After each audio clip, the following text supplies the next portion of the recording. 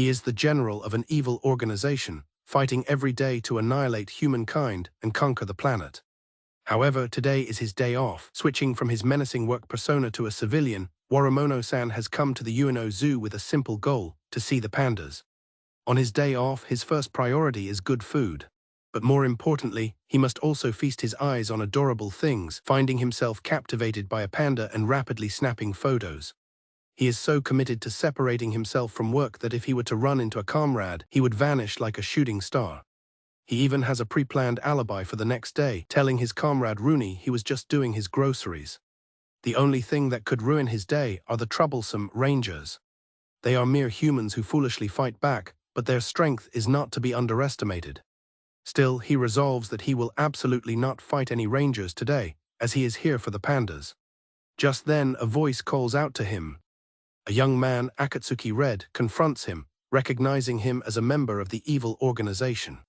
Red declares that he can sense an evil space energy from him. He remarks on how unfortunate it is for the villain to have run into him while he's on patrol. Red prepares to fight, announcing his name. Just as Red is about to attack, Waramono-san holds up a hand, proposing a ceasefire for the day. Confused, Red listens as Waramono-san explains his reasoning. He likes pandas and a fight would scare them. Red is taken aback but admits he likes them too, earning a compliment from Waramono-san on his good taste. Waramono-san's gaze then falls on the ticket Red is holding. He points out that Red is holding an aquarium ticket. He correctly guesses that the ranger was supposed to be patrolling the aquarium but accidentally came to the zoo instead. Red is mortified as it's revealed he is terrible with directions. Waramono-san calmly explains how to get to the aquarium from the nearby Ueno train station and bids him farewell. Despite the directions, Red is still completely lost, muttering to himself about how to even get to the station. With his patience gone, he grabs the lost ranger and begins marching him toward the station. He drags a crying Red all the way to Ueno station, pointing out the exact route on the map. He physically puts him on a bench to make sure he understands the directions on his phone. Finally rid of the troublesome ranger, Waramono-san looks on, his expression grim.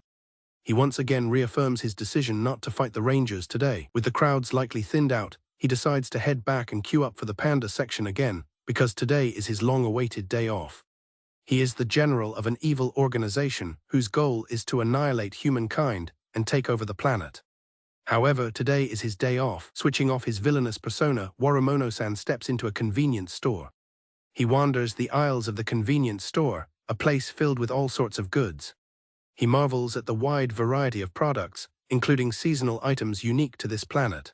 But among the countless options, there is only one that can satisfy him. He approaches the freezer, only to find that the purple yam soft serve he came for is gone.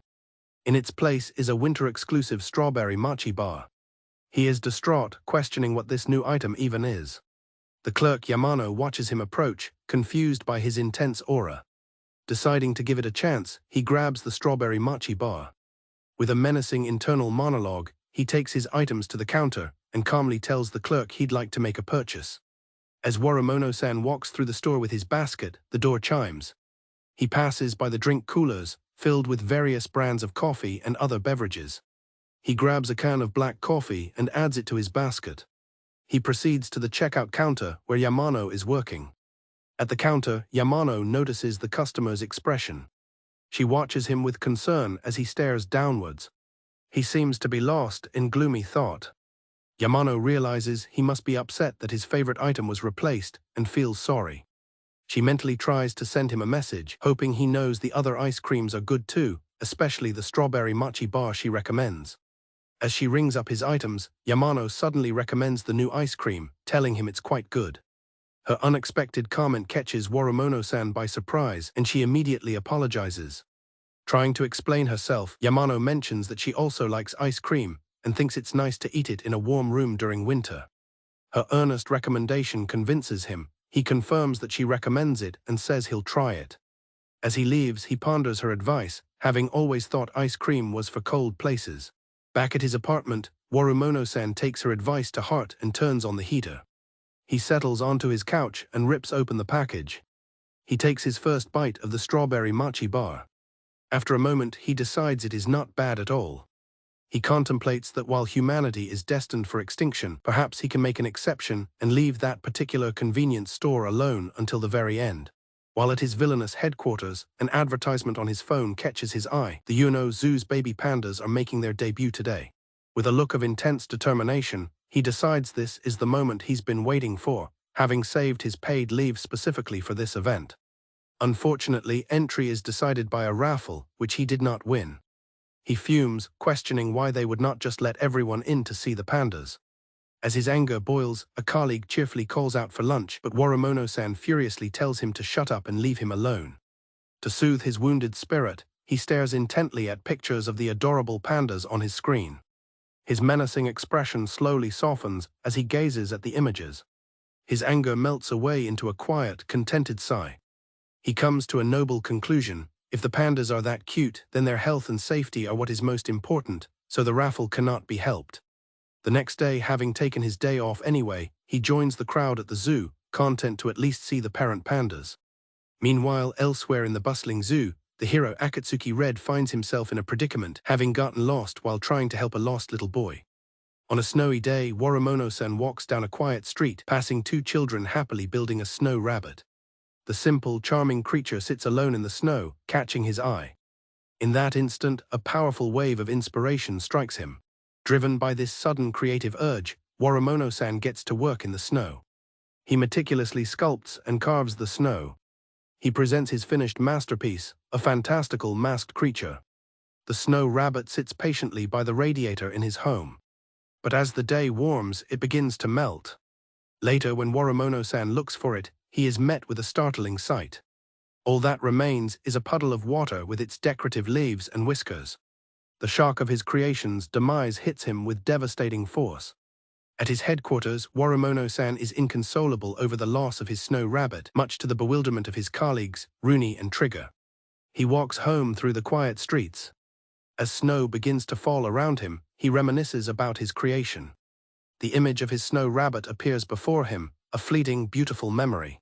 By day, Worimono-san is a general of an evil organization bent on annihilating humankind, but today is his day off. He had come to a park to enjoy the human custom of cherry blossom viewing. To his disappointment, however, he arrived too late. The blossoms had all fallen from the trees. He had even prepared a bento box for the occasion, just as he'd seen suggested on TV. He reflects that on his home star, leaves do not scatter until they are completely withered, unlike Earth's cherry blossoms which fall after blooming. He notices a small girl sitting by a tree, collecting the fallen petals. She looks up at him and they share a long, curious stare. Suddenly, the girl is beside him on the bench, eating from his bento. He asks if her parents taught her not to accept food from strangers. He wonders just how hungry she could be. His mind jumps to the worst possibilities about this planet and humanity's treatment of its young. Despite his plans to destroy mankind, he tells the girl to eat as much as she wants. She asks if he came to see the blossoms, and he confirms he was too late. The girl then smiles and says she will let him see them. She holds out her hands, filled with the petals she had collected. With a gentle toss, she sends the petals swirling through the air around them, creating a private flurry of cherry blossoms just for him. Watching the petals dance in the wind, Worimono-san understands that they are beautiful even as they fall. The memory of the girl stayed with him. He never saw her again, though he returned several times with a bento box, hoping he might see her the next year when the flowers bloomed. A new recruit in an evil organization, Mob Z, writes a letter to his mother on a distant star. He proudly reports that he's been dispatched to Earth and is doing a great job in the organization. He is especially excited to have been assigned to the unit of the esteemed general. Since travel between worlds is difficult, he cannot share more details directly. He explains that due to the general's high rank, the subordinates can only respect their powerful leader in silence from afar. Late at night in the office, Mob Z is the only one left, stressing over his unfinished work. He realizes everyone else has already gone home and steels himself to finish at least one more task. Suddenly, he is startled by a commanding voice. The general, Worimono-san, towers over him, asking if he is the new recruit. Mob Z is completely flustered by the general's presence. He stammers that he just needs to finish his work before he can leave. The general takes the paperwork, telling him that the task does not need to be completed today. He calmly sorts through the documents, noting that none of them are urgent. He advises Mobzi not to push himself too hard, reminding him that the conquest of Earth will be a long campaign. The general explains that their mission is a long battle, and Mobzi will burn out if he doesn't care for himself. He reminds the recruit that tomorrow is a day off and that he should rest properly. After the general leaves, Mobzi is ecstatic that he was able to speak with his hero.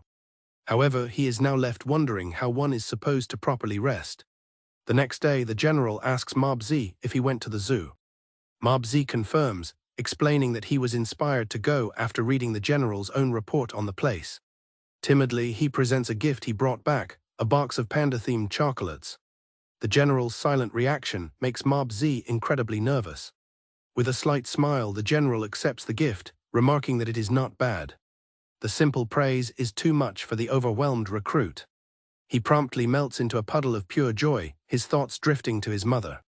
As his concerned colleagues rush over, Mobzi silently vows to study hard under the general's leadership. Later, while relaxing, Waramono-san examines the souvenir chocolates, lamenting how cruel humans can be. He holds up one of the panda-shaped treats, declaring them far too cute to consume. He is the general of an evil organization aiming to annihilate humankind, but today is his day off. He decided to visit a place called a shopping mall. Suddenly, his coat is tugged from behind. His instincts immediately flare up, sensing a potential enemy. The two small children, Sora and Mugi, excitedly call out for their daddy. Waramono-san turns to see who accosted him. The children look up at him and their expressions change.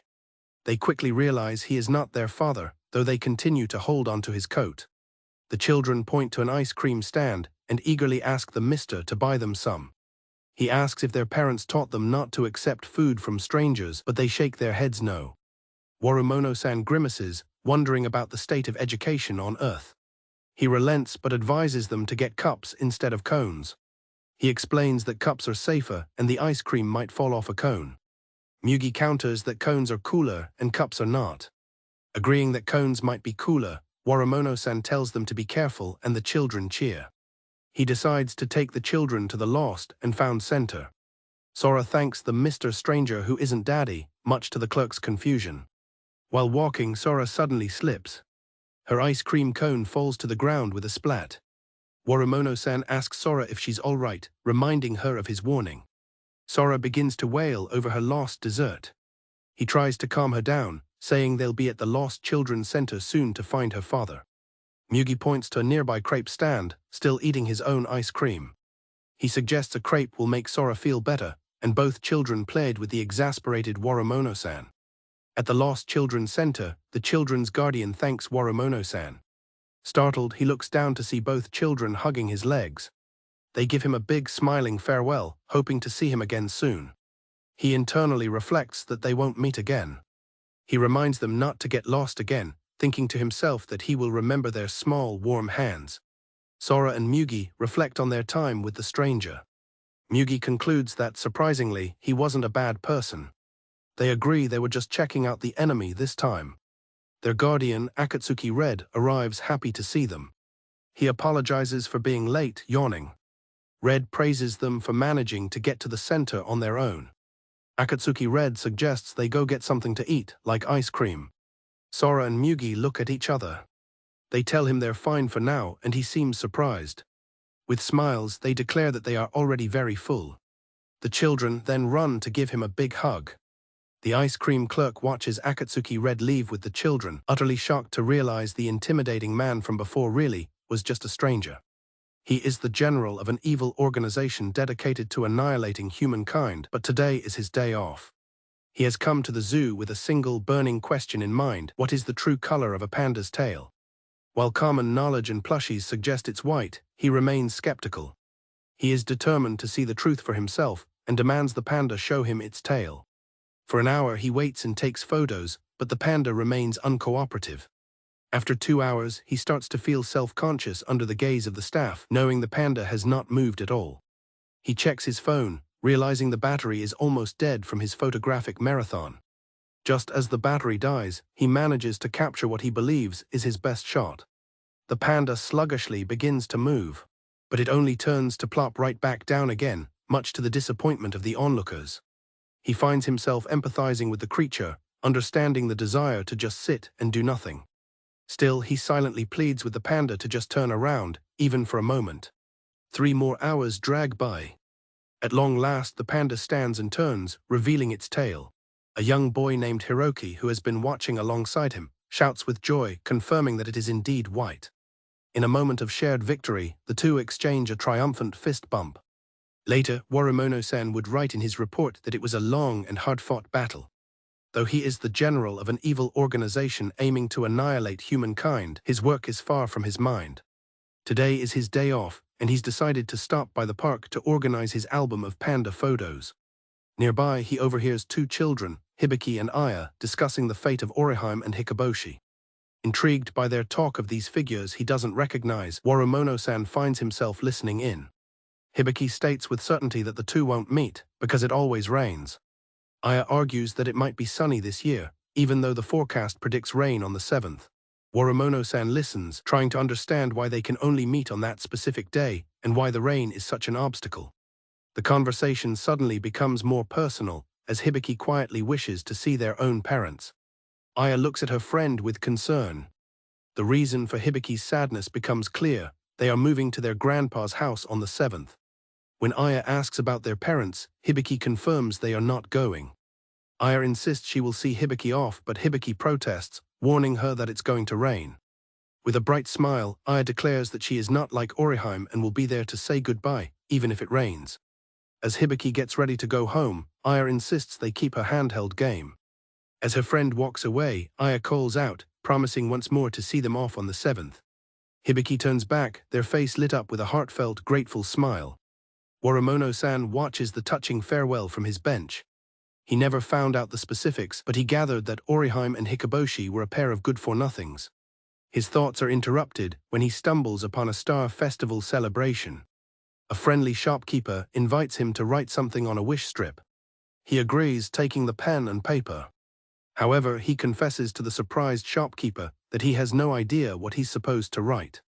The shopkeeper explains that people write down their wishes and hang them on the bamboo leaves, suggesting he could wish for family well-being or world peace. As he ponders what to wish for, his first thought is humanity's downfall, but the shopkeeper interrupts, offering him a korak on the house. He takes a bite and is pleasantly surprised by how good it is. With his treat in hand, he walks away from the stand, having made his decision. He carefully ties his completed wish slip to a bamboo branch. A quiet, gentle expression settles on his face as he finishes. He then returns to the shop and orders 2 more korak to go. His selfless wish, written for the 2 children he met at the park, is finally revealed as Aya runs to see Hibiki off in the rain. During the Rangers' Star Festival, Akatsuki Red sits alone at night, diligently writing on a Tanzaku strip.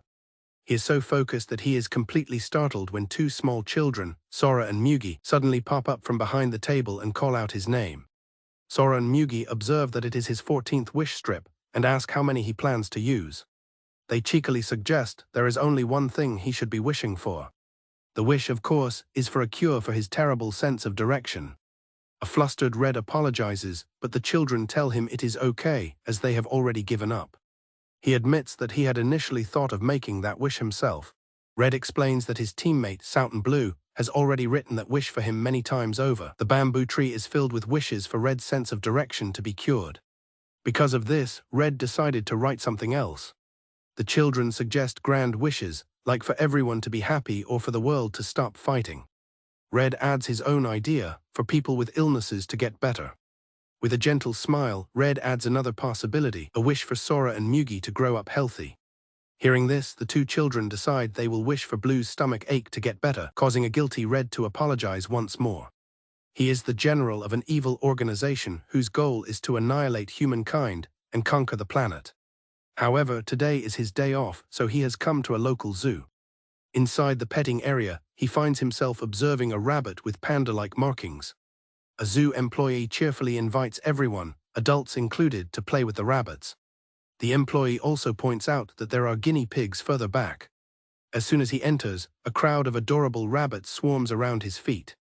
He freezes, internally struggling with the dilemma of how to move forward without stepping on them. Unable to move, Worimono-san internally declares this a terrifying trial. The zoo employee notices his popularity with the animals and kindly calls for the rabbits to clear a path. With the way clear, she encourages him to go ahead and pet them. He quietly sits down among the rabbits, ready to interact with them. A young boy sitting nearby offers some advice, explaining that it is best to start by stroking the rabbits' backs. He continues that once they are used to it, you can stroke their heads, which they will enjoy. Worimono-san is shocked. He recognizes this boy from a previous encounter where they discussed the color of a panda's tail. He asks if the boy is a zoologist, which the child quickly denies. The boy shyly explains that his dream is to become a veterinarian. He adds that his mother told him this dream was impossible, which Worimono-san acknowledges. Inspired by the boy's knowledge, Worimono-san asks him to teach him how to properly pet the rabbits again. The boy is surprised to be referred to as a teacher. Worimono-san confirms this, calling him an animal teacher since he himself does not know what to do. The boy looks up, a blush of pride on his cheeks. He happily agrees to instruct him. Following the instructions, Worimono-san gently pets a rabbit. He is immediately captivated by the pleasant warmth and softness, marveling that such comfort exists on Earth. He briefly considers bringing the rabbits back to his workplace. The boy wonders aloud if pandas are also this soft. A silent pact is formed between them.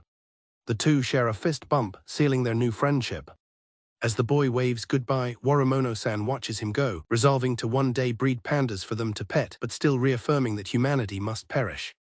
Meanwhile, back at the evil organization's headquarters, his colleague Rooney is hard at work, creating a presentation to justify bringing rabbits into their workplace. With a few clicks of the lock, he pushes the door open. His expression is grim and weary from a long day of work. He steps inside, his body slumping with fatigue. The moment he is through the door, he collapses face first onto the floor, utterly spent. He can barely muster the energy to twitch his fingers, weakly murmuring a single word. As he lies there, a thought forms in his exhausted mind. He wants to own a panda. He imagines how wonderful it would be to come home, after being so exhausted from work. He pictures being greeted at the door by a friendly panda. In his fantasy, he would run into the panda's open arms. He would embrace it in a comforting hug. The idea brings a sliver of peace to his tired soul. It would be the best thing ever. However, his mind quickly corrects itself, realizing it would be rude to own a panda. A better solution presents itself. After he succeeds in destroying humanity, pandas will thrive and coexist with him in a paradise. His capacity to think has been severely diminished by his exhaustion, leading to this train of thought. He won't own them, instead he will become their friend. He drifts deeper into his daydream, imagining all the wonderful things they could do together in a world without humans, from playing games and going on trips to simply sharing their worries. It all seems so perfect. The next morning, sunlight streams into the room as birds chirp outside. Worimono-san wakes up with one thing on his mind: pandas. His fantastical dream has renewed his determination to annihilate humanity, so he decides to take the day off and go to the zoo. Worimono-san walks along the wet sidewalk, holding an umbrella to shield himself from the rain. From under an awning, Akatsuki Red watches the street, getting soaked by the downpour. His expression is somber as raindrops fall around him. Red's eyes widen in recognition as he spots his nemesis. The two stand facing each other in the pouring rain, a confrontation imminent. Internally, Worimono-san wishes to avoid the encounter, trying to think of a way to live. Red, however, is fired up, greeting the villain and preparing himself for a fight. Red asks if Worimono-san is requesting a ceasefire again. He points out there are no excuses available and accuses him of trying to flee. Worimono-san confirms he doesn't want to work, but mentions there is a more important reason he cannot fight. He reveals that his shopping bag contains 2 cartons of eggs. Red is shocked by the mundane revelation as Worimono-san explains his recent interest in onsen eggs. Red admits that onsen eggs are good and wishes him the best of luck with his practice. Worried about his groceries, Worimono-san tells Red to wait there for a bit. Red is left standing in the rain, bewildered by the turn of events. Red stands alone, speculating that his opponent might be calling for reinforcements. He resolves to face any trickery head-on, upholding his heroic code.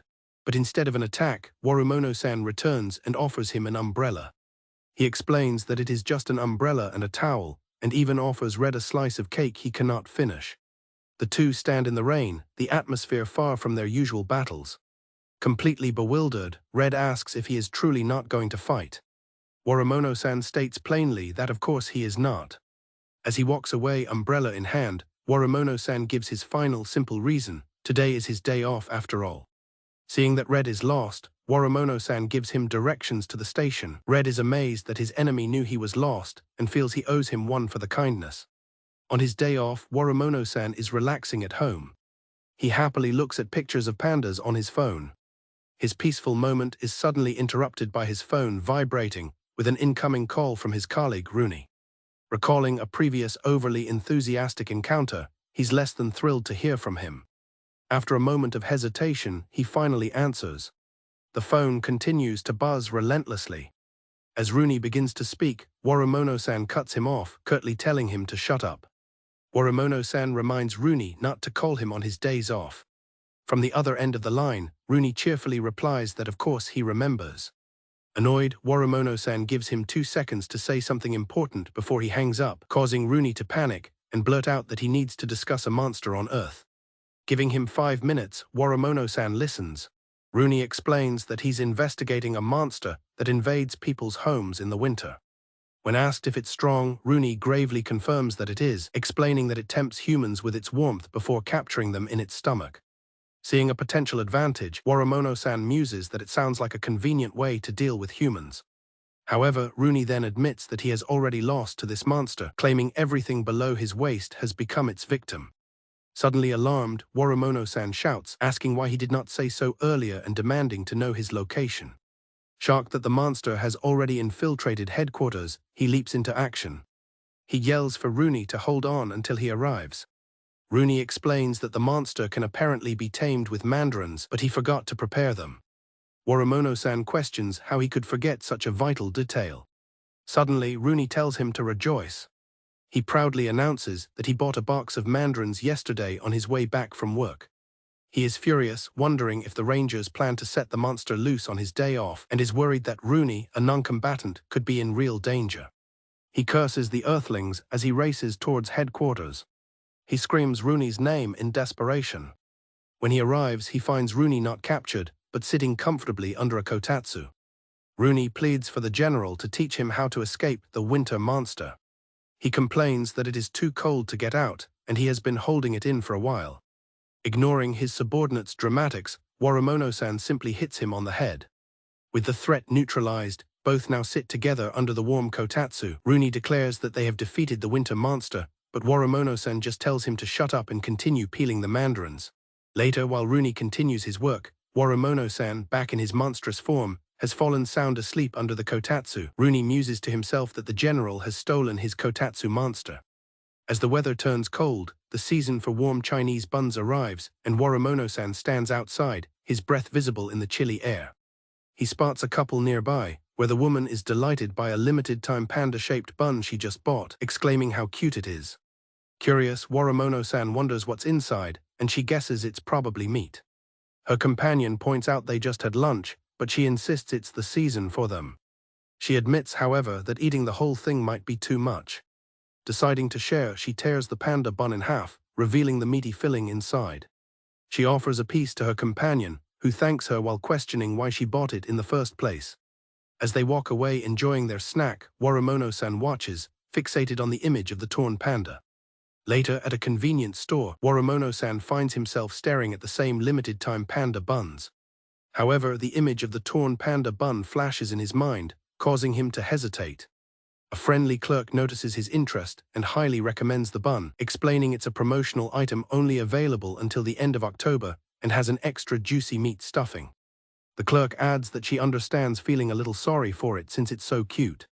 The image of the torn bun still vivid in his mind, Waramono-san tells her he understands the feeling very well. He decides he needs to prepare himself mentally and will be back later. Unfortunately, by the time he felt ready, the promotional period had already ended.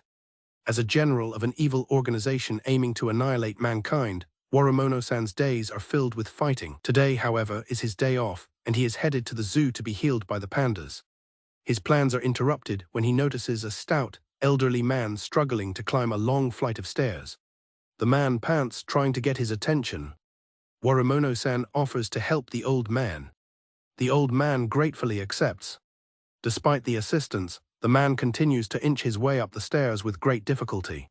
Seeing this, Warumono-san stops and simply tells the man to get on his back. Apologizing for the inconvenience, Warumono-san carries the man up the rest of the way. He carries him all the way to the top of the stairs. The old man calls him a kind boy, which surprises Warumono-san. He then asks for another favor, and without much thought, Warumono-san agrees. The man gently pats his head, thanking him and calling him a good child. Warumono-san wonders if the man has mistaken him for his own grandchild. His thoughts drift to the hardships of old age. He ponders the fleeting frailty of humans. Suddenly, Warumono-san finds himself in a snowy, festive village. He is confused about where he is until the old man, now dressed as Santa, calls out to him. Santa reminds Warumono-san of his promise to do another favor. He hands him a warm coat, telling him to put it on against the cold. Now properly dressed, Warumono-san helps Santa with his Christmas preparations. He asks the old man if he always does such heavy labor and suggests that perhaps he should be retired. Santa chuckles, replying that he wants to continue for as long as there are children who still believe in him. Santa explains that even though he is a folktale that children eventually forget as they grow older, he will forever exist in the hearts of those who believe. His greatest desire is to grant each and every one of their wishes. Moved by his words, Warumono-san quietly listens as Santa thanks the child of a distant star for his help and warmly wishes him a Merry Christmas. Warumono-san wakes up, recalling a strange dream about doing heavy labor in the snow. He gets out of bed with a big yawn. It is December 25th, Christmas Day, and sitting by his bed is a beautifully wrapped present. As the new year approaches, Warumono-san is busy with a big cleanup, but decides to take a break. His mind wanders to the year's zodiac sign, the boar. He relaxes by watching some cute panda videos. He thinks about the boar and finds it surprisingly cute. Then he imagines a panda and a boar together, a pairing he finds even more adorable. He suddenly snaps back to reality, realizing he has gotten completely sidetracked from his cleaning. In his dream, a panda presents an image of Mount Fuji. The first dream of the year is traditionally considered a sign of good luck if it contains Mount Fuji, a hawk, and an eggplant. The panda then shows a picture of a hawk. Finally, a small boar rolls an eggplant into view to complete the lucky trio. He later tells a coworker that it is definitely going to be a good year. Waking up, he eats a large sushi roll, a tradition for good fortune.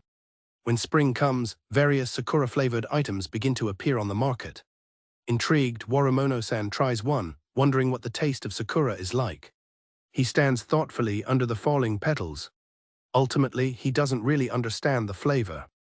Later in the season, he sees carp streamers flying in the wind. Imagining them as pandas doesn't quite seem right.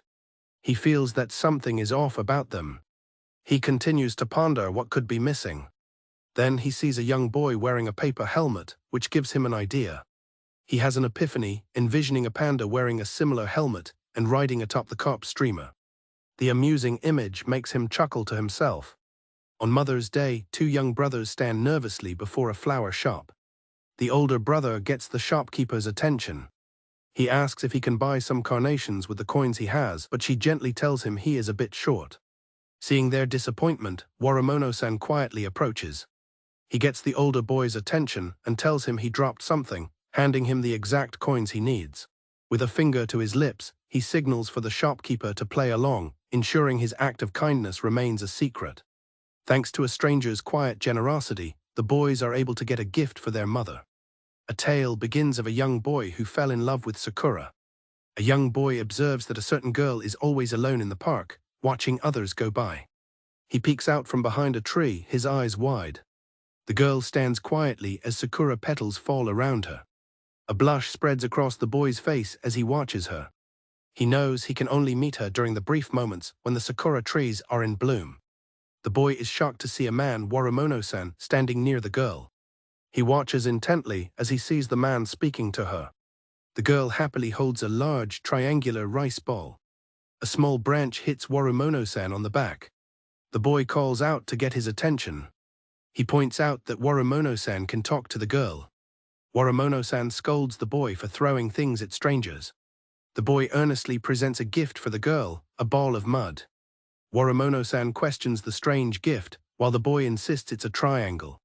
The boy explains his logic. He saw her eating something triangular, so he assumed she likes triangles. He watches from his hiding spot with a thumping heart. He eagerly asks about the girl's reaction.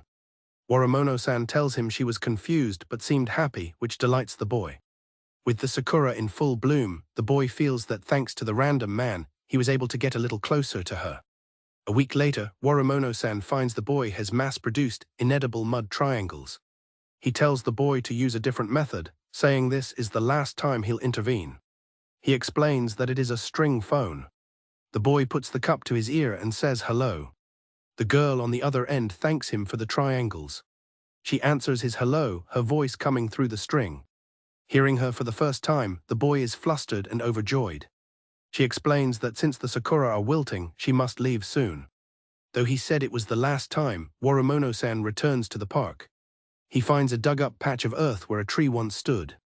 He realizes with a start that the boy's tree is no longer there. The string phone cup lies abandoned on the ground. He follows the string, a grim look on his face. He sees the girl standing by her tree. She sadly holds the cup, saying that she gets no response when she says hello. Worimono-san tells her the boy's tree was removed to build a new road. With petals falling around her, she says she is lonely. The girl laments that even if she blooms again next year, she will not get to meet him again. Worimono-san looks on, understanding the sad finality of the situation. Worimono-san stands before the lonely sakura tree, with only the mud triangles left behind. The next year, the boy observes the wilting sakura and a new bench. He slowly understands that his body was made into a chair for people. He realizes with excitement that he is now next to the girl's tree. He spots a familiar figure nearby, Worimono-san. The boy and Worimono-san question each other's presence. The boy cheerfully explains that he has become a bench. He asks what happened to the girl. Worimono-san informs him that she wilted earlier. The boy is happy, realizing that now he can not only see her but also hear her. He resolves to wait for her until the next spring. It suddenly dawns on Worimono-san that for the past few weeks, he has been talking to trees. On his day off, Worimono-san stands in contemplation, weighing his options for a satisfying treat, perhaps some pudding, a warm steamed bun, or maybe a cold ice pop. A young man, having recently started his first job, sighs wearily. He had looked forward to living on his own, imagining a life of after-work drinks, gym sessions, and travel. The reality, however, is a crushing lack of energy that leaves him too tired to even do laundry. The constant cycle of buying convenience store meals leaves him feeling depressed and useless.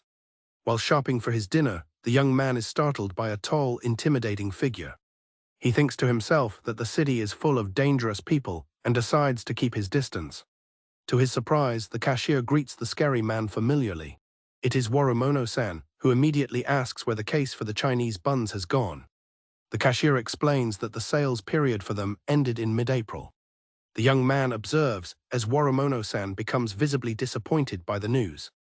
The cashier apologizes, noting that he always buys one on his way home from work, which makes the young man realize he is not alone in seeking small comforts. Worimono-san quietly states that the bun was a necessary treat after a hard day's work. The cashier agrees that a treat is important and suggests a new ice cream they have in stock, which immediately captures Worimono-san's attention. The word treat strikes a chord with the young man. He realizes he's been so focused on his hardships that he never considered rewarding himself. He decides that it's okay to acknowledge his accomplishments for the day. At the checkout, the cashier's simple words, telling him he did a good job at work today, catch him off guard. After buying some pudding, he leaves the store. As he walks home under the starry sky, her encouragement echoes in his mind, and he proudly tells himself that he did, in fact, do an amazing job. Later, the young man enjoys the store's new product, telling the cashier how delicious it is. Shinonome Pink introduces herself as a ranger whose job is to defend Earth from an evil organization. Her duties involve daily patrols and frequent combat. She must constantly beat up and blow away her enemies. It is a duty she performs with a heavy sigh. She despises her skin-tight hero suit. Away from the battlefield, she finds comfort in watching television. The truth is, she finds the characters in the show incredibly cute. As she watches the show Angelanima, her true desire is revealed. She always wanted to be a magical girl. After finishing off her enemies, Pink internally laments that the role just does not suit her. She reports her success and prepares to resume her patrol. Later, while out of her suit, she ends her call. She passes by a poster for the Magical Girl show. She again thinks to herself that her ranger identity is not a good fit. Pink suddenly realizes her prized Magical Girl wand keychain is gone. She panics, frantically searching for the good luck charm she kept in her wallet. Her search is interrupted by Souten Blue, who asks what she is doing. She dismisses him curtly. She worries that Red will make fun of her hobby if he finds out. Blue tases her for not being cute, which she ignores. Pink deflects, asking why Blue is not with Red. She pinches his cheek in frustration. Sora and Mugi appear, scolding them both and declaring Blue was more in the wrong for being ignorant of a maiden's heart. As Pink prepares to leave, they ask where she is going, and she tells them it is almost Black's patrol time. She promises not to cause any trouble. She instructs Blue to go find Red before shutting the door. At a local police station, Pink finds her lost keychain. The officer informs her that someone had just turned it in.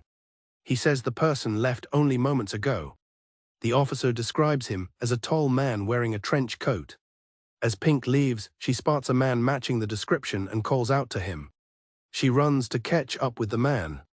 The man is revealed to be Warumono-san. She confirms he is the one who brought in her keychain. She shyly thanks him very much. He acknowledges that the item found its owner and advises her to be careful. As he turns to leave, Warumono-san addresses her as Little Magical Girl. Pink is left stunned. She wonders how he could possibly know about the anime Angelanima. Truthfully, not as a ranger, she had always wanted to be called that. It turns out Mr. Villain only learned about the show because one of the characters looked like a panda. Meanwhile, Akatsuki Red returns home. He finds Sora and Mugi upset and asks Blue what is wrong. They explain that it will be Blue's fault if Pink turns into a delinquent. Blue apologizes, feeling the weight of the situation and realizing one person is more than enough to cause a headache. A sketch shows Blue having captured Pink, the two of them walking together. At a local cafe, Warumono-san is captivated by a panda latte, taking pictures with his phone. He thinks the adorable presentation truly lives up to its reputation. He wonders how anyone could bring themselves to eat such a masterpiece. His intense focus on the drink does not go unnoticed by other patrons. After a moment of hesitation, he takes a drink. He is immediately struck with a horrible realization. He stares into his cup, lamenting the tragedy unfolding before him as the panda slowly sinks into the latte. With every sip he takes, the precious panda art begins to vanish. He internally curses the callous nature of latte art, while the man nearby looks on with confusion.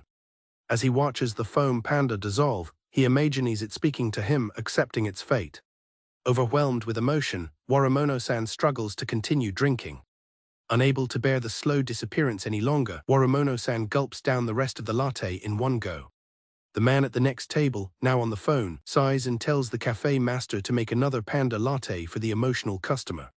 Having witnessed the display, the cafe master decides to try something new, presenting a bunny latte instead. The other customer can only wonder if this, too, will make the strange man start crying again. After returning home much later than expected, Warumono-san lies in bed, knowing he must sleep for work the next day. But despite his body's clear need for rest, he finds himself wide awake, staring into the darkness. The more he tries to force it by shutting his eyes, the more stubbornly alert he becomes. His mind begins to spin with anxious thoughts in the quiet of the night, worrying about work and feeling utterly alone. He remembers that Earthlings have a method for when they cannot sleep. With his intelligence diminished from exhaustion, he decides on a different approach. He will count pandas.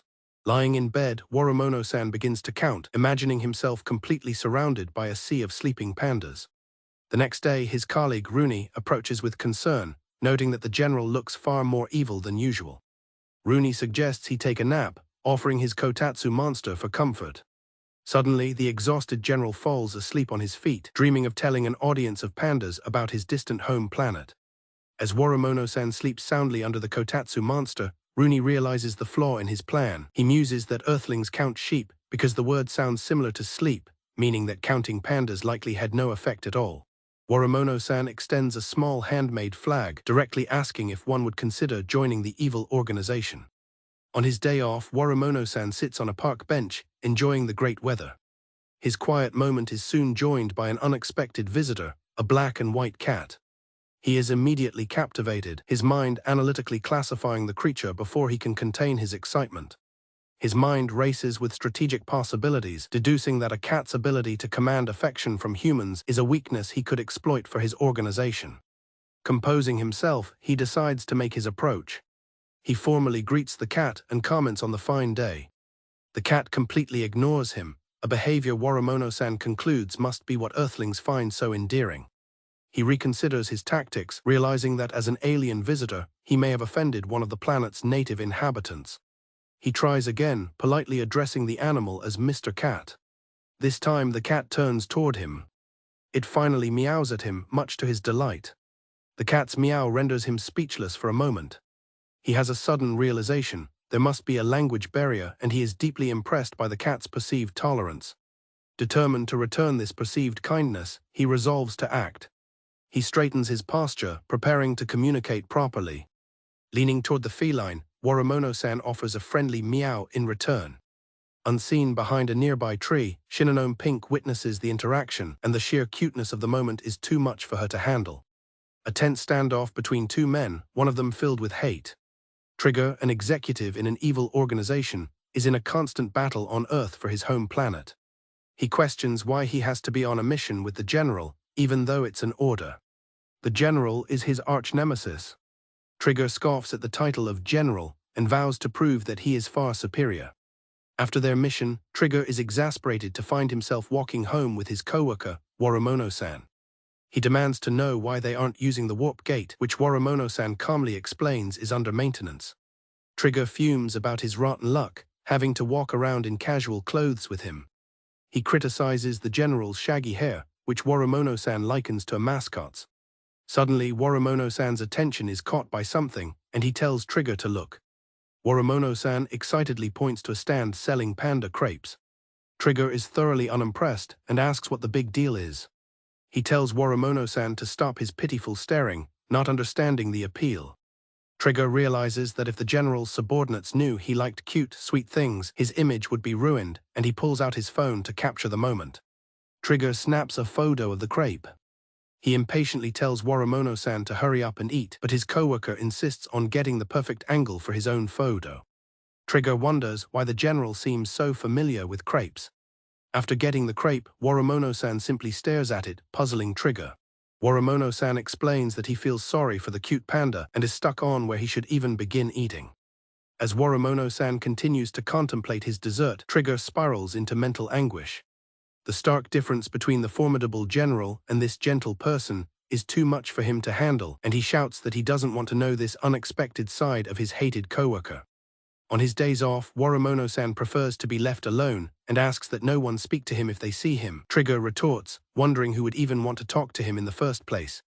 A battle is about to begin, as Worimono-san stands ready to face his next opponent, the Breaker. After a hard day, a weary Worimono-san walks through his home. He decides on something simple, grabbing a pre-made gratin. Too exhausted to cook, he opts for a simple and good meal instead. He eagerly places it in the microwave, having waited all day for this. Meanwhile, in a nearby apartment, another resident is casually drying his hair when the power suddenly cuts out. Startled, his first thought is of an enemy attack. Worimono-san realizes both his dryer and microwave have stopped working, and he wonders if someone turned off the power. He senses no one inside his apartment. He concludes the culprit must be outside. Transforming into his villainous form, he prepares to confront whoever is responsible. He steps out into the silent alley, searching for his foe. He calls out, asking where they are. Finding no one, he is left completely baffled. Back inside, he discovers the true culprit, a tripped circuit breaker, and flicks it back on. He muses on this shrewd human trick before looking up the issue on his phone. With the power restored, the neighbor cautiously continues to use his hairdryer, now a bit nervous that he might trip the breaker again. On a bustling beach, people enjoy the sun and water. Away from the crowd, Worimono-san sits quietly by the shore, across from a small child who is also building a sandcastle. He is completely engrossed in his task, carefully shaping the sand. The child places a stick into their creation. Seeing their cheerful, determined expression, Worimono-san feels a spark of competitive inspiration. He gets back to work with renewed focus as the tide begins to creep closer. Their separate projects merge into an impressive display. Together, they stand and admire their grand, detailed sandcastle and a large fish-shaped sculpture. The child looks up at him with a proud grin, and Worimono-san allows himself a small, satisfied smile. A large wave crashes ashore, washing away their sand creations in an instant. The child cheerfully declares that they can just build another one later. Touched by their resilience, he agrees, saying the next one will be even better. They stand together, watching the waves. After his day at the beach, Worimono-san stands alone, feeling the distinct sting of a sunburn on his back. It is a universally acknowledged truth that pandas are cute, and by extension, so are their replicas. While browsing a store, Worimono-san finds himself contemplating two distinct types. He acknowledges the clear cuteness of the more realistic versions, but he believes one cannot neglect the charm of the stylized, deformed pandas either. He concludes that in this situation, the tactile feel is the most critical factor. He begins his analysis with the more realistic plush, giving it a squeeze.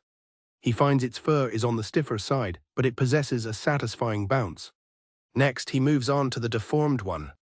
As he touches the stylized panda, its incredible softness sends a shiver through him. The sensation is so profound that he feels he could touch it forever. Instantly captivated, he decides he absolutely must buy it. His mission complete, Worimono-san stands with both of his new treasures. During a heated pursuit, the villainous Worimono-san notes that while his target is fast, he is also naive. Akatsuki Red pushes himself to escape, clearly struggling. The chase spills into the grounds of a zoo. A nearby announcement mentions that it will soon be the elephants' lunchtime, where visitors can feed them bananas. Red realizes his mistake and tries to warn a small child to stay away from the dangerous villain. The boy, however, is lost and only asks where his mother is, which catches Red by surprise. The child flinches as Worimono-san stares down at them. Red stands defensively, telling Worimono-san to keep his distance from the child. He passionately declares that children are the future of the planet. Worimono-san is completely unfazed by this, smirking as he asks for the point. A zoo announcement alerts all visitors to a lost child matching the boy's description. The announcement directs anyone with information to contact the information center. With tears in his eyes, the little boy whispers that he loves pandas. While Red attempts to comfort the boy over their shared love of pandas, Worimono-san calmly states that his mother is searching for him. Red offers to take the boy to the information center, which Worimono-san points out is just ahead.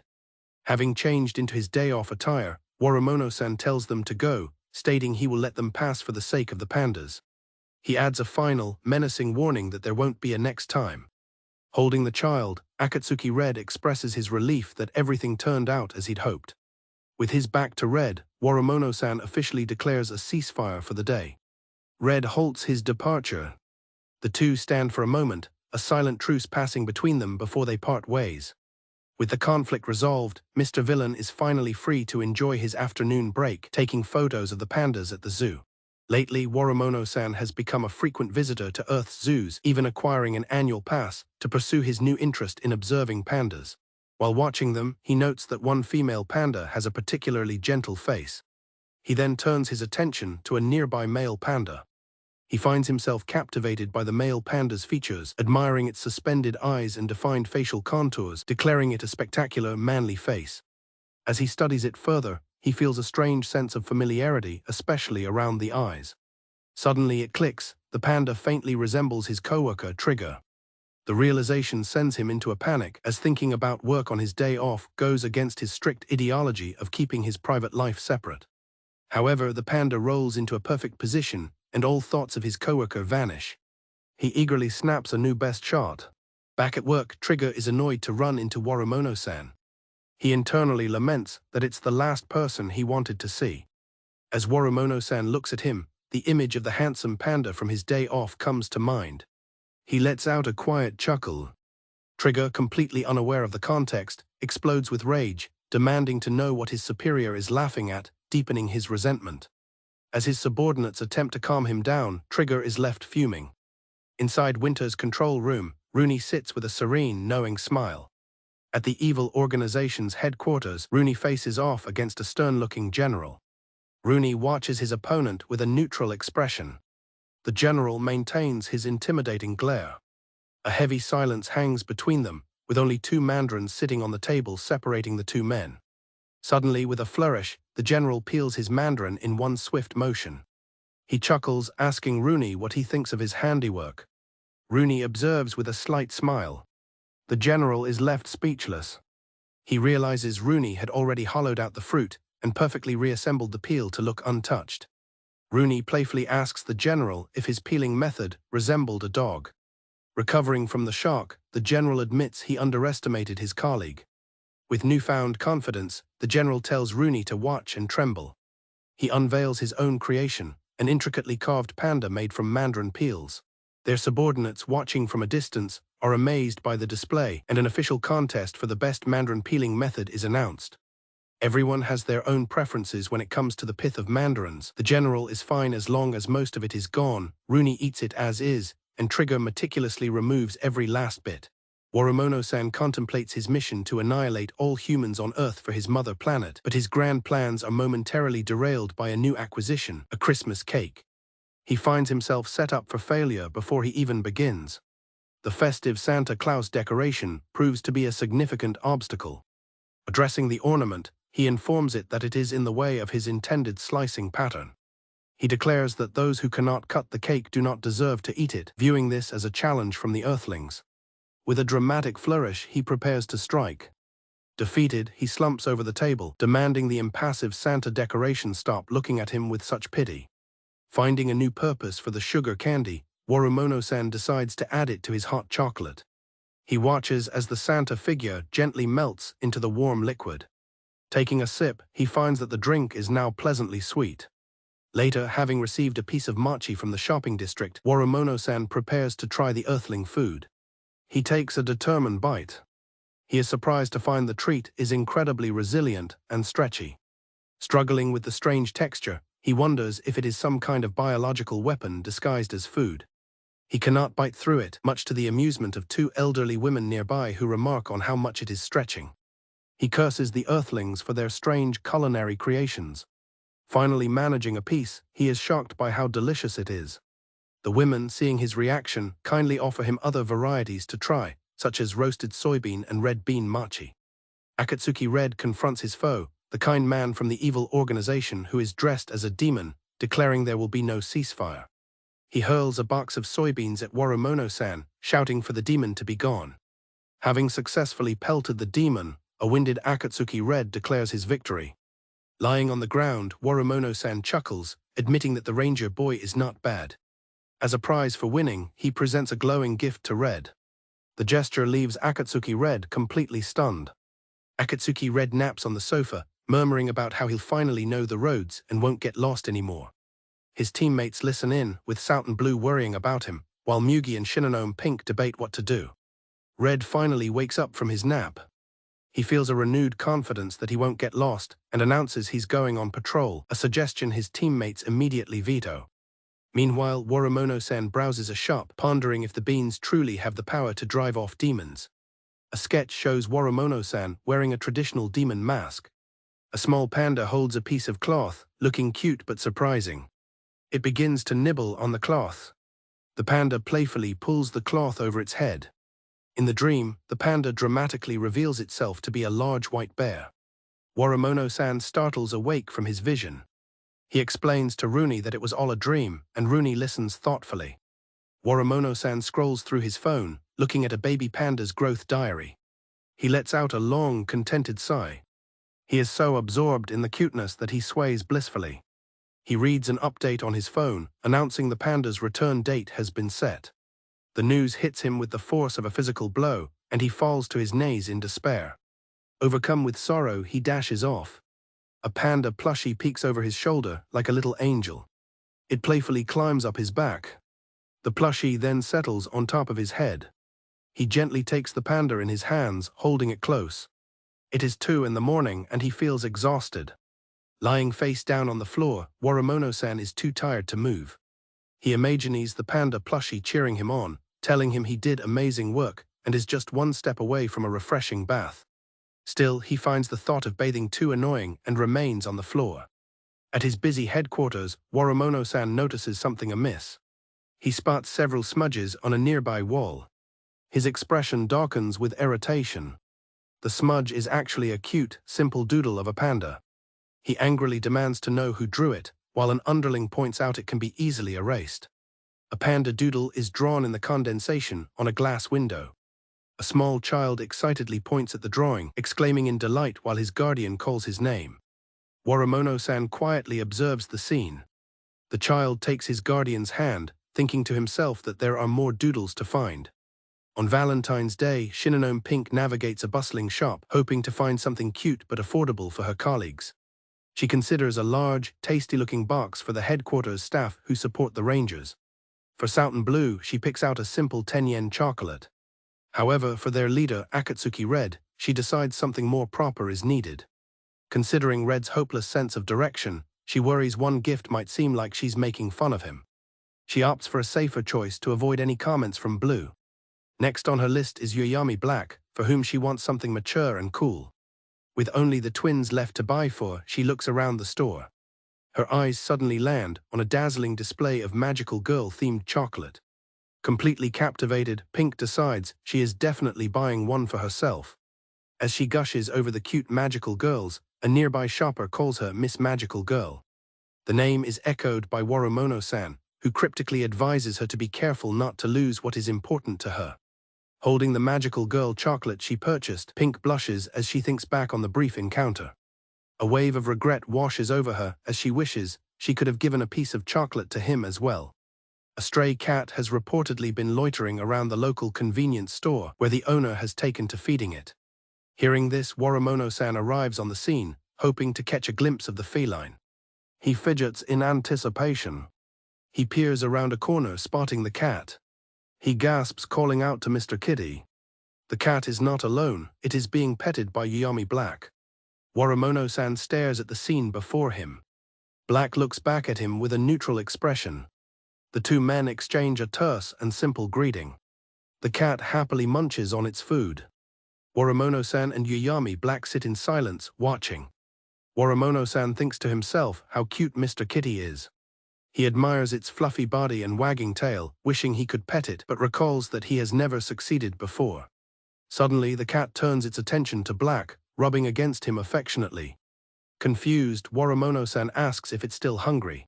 Black apologizes, saying he has nothing else to offer today. He tells the purring cat he will bring more next time. Worimono-san grows increasingly agitated, wondering what this man has that so easily attracts Mr. Kitty. Black reconsiders and decides to offer something after all. Worimono-san looks on, surprised. Black pulls out a snack and offers it to him. He explains that it is the cat's favorite.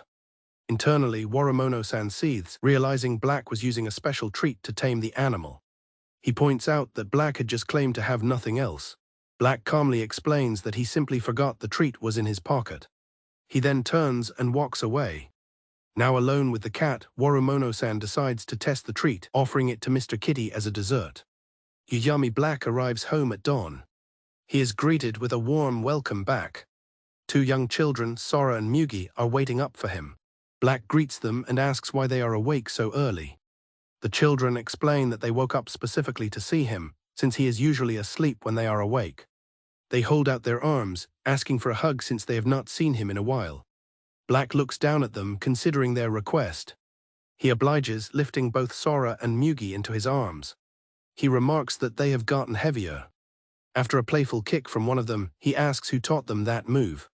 They happily admit it was Pink, which Black seems to have expected. The children then settle in, hugging him tightly. Black thinks back to the stray cat, musing that it felt similar to the children. He holds Sora and Mugi close as they sleep. Back at the convenience store, Worimono-san notes that Black's appearance matches the reports. He concludes that Black is a weird guy who must like cats. Struck speechless, Worimono-san is overcome with emotion. The cat happily devours the treat from his hand. He exclaims that this is incredible, as Mr. Kitty has never eaten with such gusto before, and offers his thanks to the departed earthling. A young boy sits alone on a park bench, staring up at a large bare tree. He sadly muses that the tree must be tired, as it didn't bloom this year. As Worimono-san watches from a distance, the boy tries to reassure himself, suggesting that maybe the tree will be better next year. He wonders if perhaps it just didn't realize he was there waiting.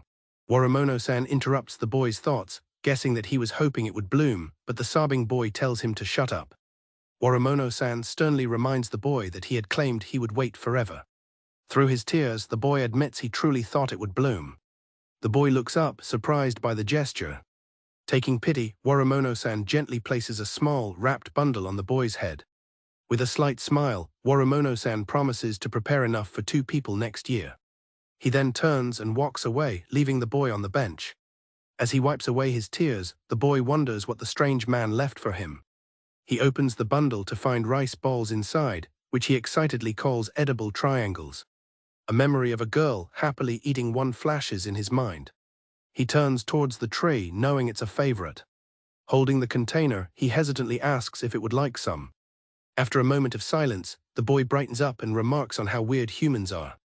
He reflects on how they make their food into triangles, and how the strange man made things for them, before realizing the string telephone is gone. Looking up at the tree, the boy expresses his regret. He wishes he had talked to it more.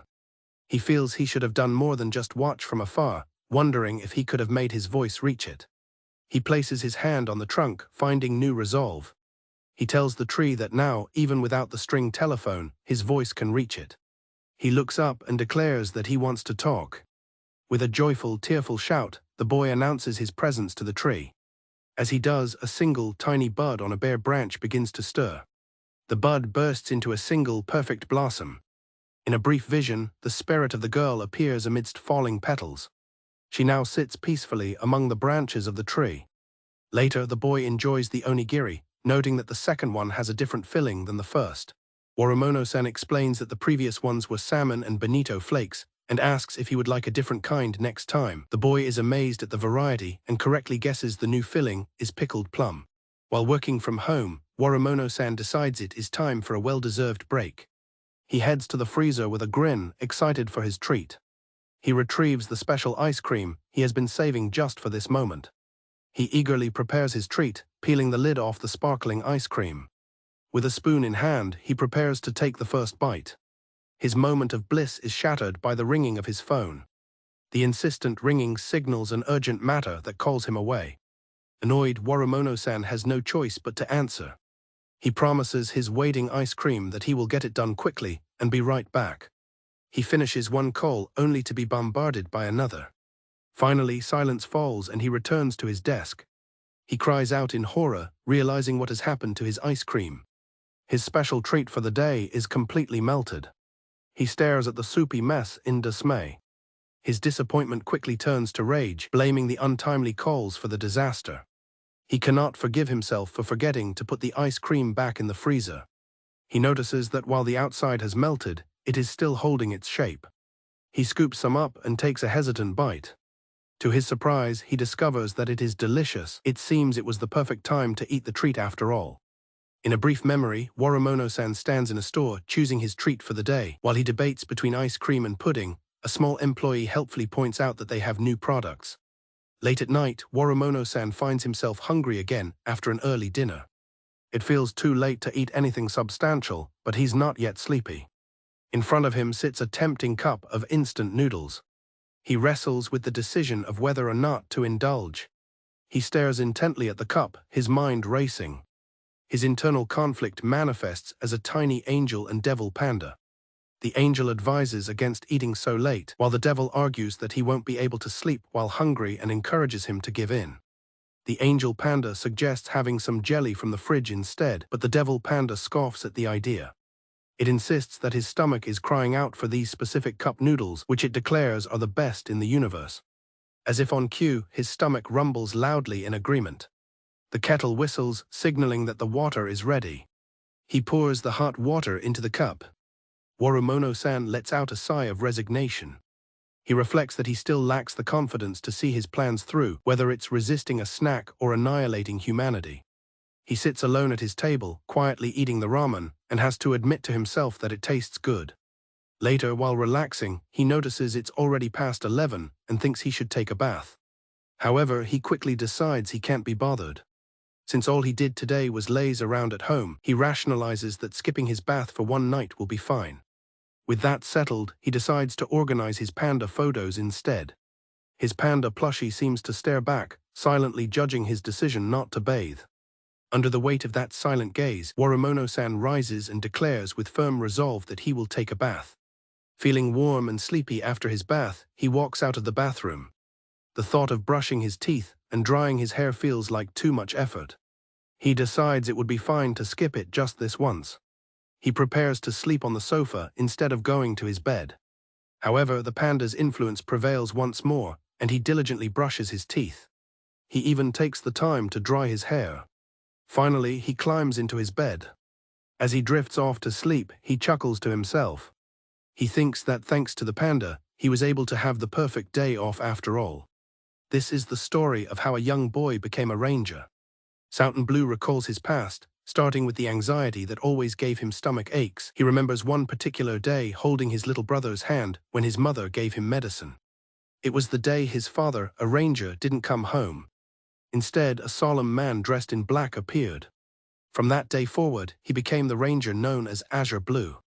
The man in black was Twilight Black, who always looked sleepy and spoke in difficult terms about ranger energies. Soon after, Daybreak Pink arrived, a cheeky girl younger than Blue. They often got into fights, once arguing over whether the hero's suits or his glasses were lamer. Black was always busy, and would sometimes nod off while the children tried to tell him about their day. One day, they were introduced to the new Green Rangers, who turned out to be two sleeping babies. Blue was shocked while Pink found them cute. Pink pointed out that their energy confirmed they were green, but Blue pressed the point, asking how babies could fight. She retorted that he was just a kid himself, and they began to bicker. Black calmly placed a hand on each of their heads, telling them to leave it at that. Black confirmed that the children were indeed donning green. He introduced them by their names, Sora and Mugi. He explained that while they look alike, Sora is a girl and Mugi is a boy. He noted that their energy was extremely weak. He instructed the young rangers to try and resonate with the twins' energy whenever they were near, and Blue agreed. Blue suggested to Black that he could skip normal school and just train at the institution. He argued it would be more convenient for resonating, but Black questioned if he simply disliked school. Pink interjected, saying she was recalling something the previous generation said. She explained their wish for the young rangers to make friends their own age and understand the people they were protecting. Following the talk about friends, Blue gestured to Pink and asked if she counted as one. Flustered, she vehemently denied being his friend, which surprised Blue. Black gently stepped in, explaining that everyone at the institution were companions. He clarified this relationship was perhaps a little different from having friends on the outside. As Black spoke, he began to doze off on his feet, and the children asked if he was sleeping. A voice from the crib spoke, telling him to go sleep in his bed. It was the twins, Sora and Mugi, their eyes now open. The twins were gone. The word echoes in Blue's mind. Blue and Pink would return from school to greetings from the staff. They would often bicker on their way to see the twins. Their days fell into a routine of school, ranger training, and caring for Sora and Mugi. Meanwhile, the staff noted Black was always on patrol, searching for Red, and they worried about his well-being. The institution was on alert, aware that they were vulnerable if their enemies made a move. Suddenly, a staff member rushed in shouting that there was trouble. He announced to a shocked Blue and Pink that the green twins had disappeared. They looked over at the now empty crib. While the staff searched for intruders and checked security cameras, the children took action. Blue and Pink ran outside, calling for Sora and Mugi. Blue quickly realized the babies couldn't respond to their calls. He declared he would search one area and told Pink not to follow him.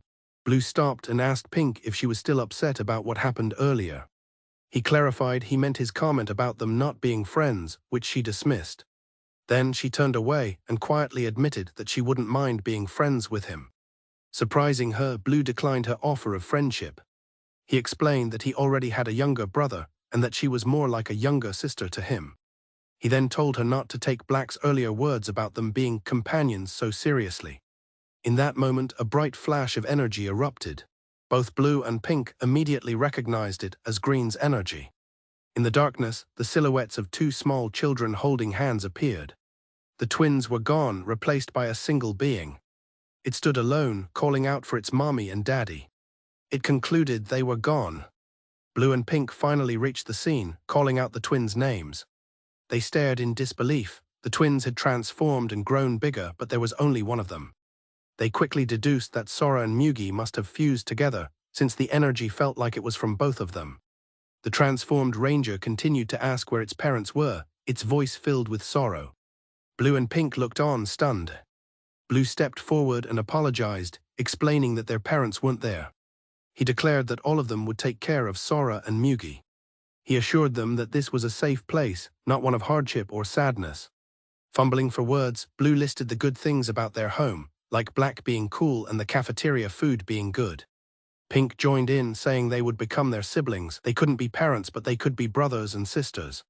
Blue added that even if it wasn't normal, they would be together forever. The transformed ranger repeated their words, together forever. Hearing their promise, the fused ranger seemed to find peace. If they were going to be together, then it would not be lonely. A brilliant light enveloped it. The light faded. Blue and Pink rushed forward. They found Sora and Mugi lying in the grass, sleeping peacefully once more. Later, Blue reflects on how scared Sora and Mugi must have been. Pink notices the uncharacteristically sincere look on his face and tells him it's grossing her out. He smirks, reminding her that she was the one going on about being sisters and brothers. Pink retorts that he started it by talking about younger sisters. Blue's expression turns serious. He points out that being together forever means being rangers forever, and asks if she's okay with that, since she doesn't seem to like being a ranger. After a pause, she quietly confirms that she doesn't like it. When Blue asks why, she refuses to tell him. Eventually, she admits it's because she hates the full-body-tight hero suits, much to Blue's surprise. Pink then clarifies that while she hates the suits, she doesn't hate the institution or the people there. Hearing her heartfelt confession, Blue gives her a gentle smile. A moment later, he groans and collapses onto the bench, clutching his stomach, much to Pink's alarm. Sometime later, Black praises the two for their major role in resolving the situation with the twins. He offers them squid as a reward, though they'd prefer cheese or beef jerky. Blue asks if all twin rangers combine when they transform. Black explains he doesn't know, but he heard Sora and Mugi's energy was weak because a single ranger's power was split between them.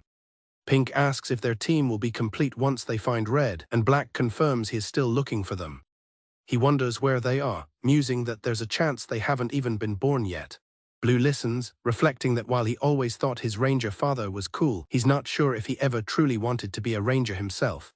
He flashes back to the day it all began. Despite his uncertainty about wanting this life, he thinks of his companions. He knows one thing for sure, he doesn't hate this place or the people he has here. Uyami Black recalls the time after the previous generation of rangers departed, leaving him to walk forward alone. He set out on a solitary search for the newly awakened rangers. His search led him to find several young children, including 2 sleeping infants. Sitting before some of the young rangers, he feels a deep sense of inadequacy. He questions how the previous generation ever taught him. He doesn't feel suited to the task of raising children. The weight of their future presses on him, wondering how he can ensure they survive. He recalls seeing the new generation of rangers together in a crowd. Southern Blue spots him, waving excitedly and shouting his name. The memory brings a gentle, determined smile to Black's face. As he walks with the young rangers, he admits to himself that he isn't suited for this, but he resolves to do his best to fulfill his duty. He thinks of the previous generation, asking them to watch over him on his journey. A meeting of the evil organization begins. The first agenda item concerns diplomacy, with pandas following the annihilation of humanity. The meeting leader coolly addresses the dissenter, who prefers the term polar bear to white bear. An objection is immediately raised by a member, who suggests they should raise polar bears instead. The proposal is met with a flurry of further objections, quickly derailing the meeting. The debate intensifies as one member passionately endorses grizzly bears for their strength, while another champions the lovable appearance of red pandas. A third member, holding a teddy bear, chimes in to say they are all bears anyway, only to be corrected that red pandas belong to a different family entirely. The suggestions grow even more absurd when another member proposes securing a production line for Chinese steamed buns, a motion that is surprisingly approved. As the meeting leader grows frustrated with the lack of progress, the room erupts with more proposals. Suddenly, the formidable Trigger makes a dramatic entrance, announcing his presence as a cat lover and questioning the commotion. Trigger declares he has come in person to hammer the appeal of cats into everyone's heads. The other members cry out in protest, insisting they are already well aware of it. Their pleas are cut short as the scene abruptly changes. In a quiet room, someone is woken by the chirping of birds. It is Warumono-san, who sits up and gently pats his small panda alarm clock, the chaotic meeting having been just a dream. Rooney bursts in, excitedly suggesting a Christmas gift exchange to his superior, the general. He explains it is an earthling custom and important for them to understand. Before the general can fully process the idea, Rooney prattles on about their schedules and rushes off to a meeting. He is left utterly bewildered. The concept of gifts weighs on the general's mind. To find an answer, he seeks the wisdom of an expert in a snowy, festive workshop. He asks Santa Claus for the secret to choosing a gift.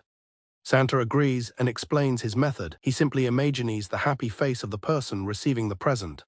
He describes the whole process, from the initial excitement of finding the gift to the surprise of opening it and the eruption of joy that follows. Witnessing this joy, Santa explains, is what brings him true bliss. The general asks if this means Santa chooses presents for his own happiness. The observation catches Santa by surprise, and he thoughtfully concedes that he may be right. However, Santa clarifies that the true spirit of gift-giving lies in the shared happiness between the giver and the receiver. The profound thought strikes a chord with the general. As he ponders this, Rooney's voice calls out to him, pulling him from his thoughts. Santa muses that his advice may not have been very helpful after all. The day of the exchange arrives. In a desolate landscape, Rooney and Trigger stand opposite each other, and Rooney asks if the general is fully prepared. Trigger scoffs confidently. He agrees that it is time to settle this. With a dramatic shout of Merry Christmas, they reveal their gifts. They have both brought each other boxes of mandarin oranges. Rooney bursts out laughing at how like-minded they are, much to Trigger's chagrin, and suggests they invite the other executives next year. With a surplus of fruit, Rooney decides to share the mandarins with their colleagues. He announces them in the control room.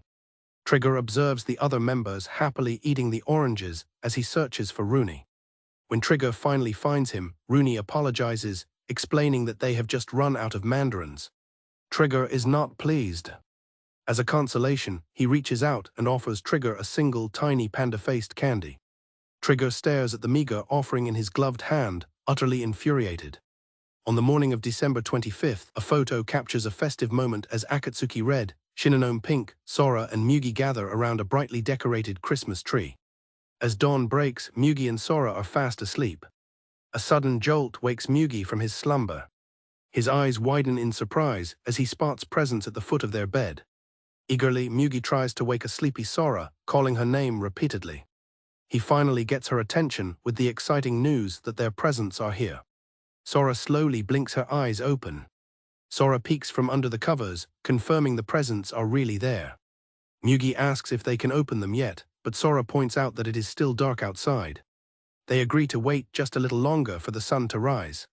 Meanwhile, the Rangers, including Akatsuki Red and Shinonome Pink, are delighted to find they have also received Christmas gifts.